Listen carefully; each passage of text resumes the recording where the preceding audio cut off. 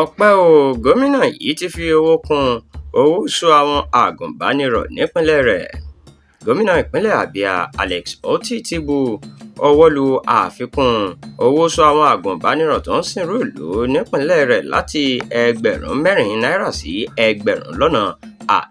Náírà.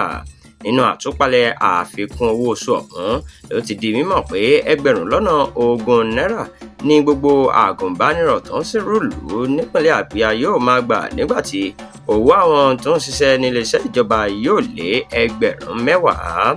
Ó ní àwọn tó jẹ́ agùnbánirọ̀ onímọ̀ ìṣègùn òyìnbó yóò máa gba Náírà, nígbà táwọn tó ń sìnrú ìlú káàkiri ilé-ìwé ìjọba yóò máa gba 30 náírà. Ìròyìn ayọ̀ yìí ló jáde nínú àtẹ̀jáde kan láti ọwọ́ akọ̀wé ìròyìn àgbà fún gómìnà Njoku Okoa lọ́jọ́ Ẹtì Friday ọ̀sẹ̀ yìí.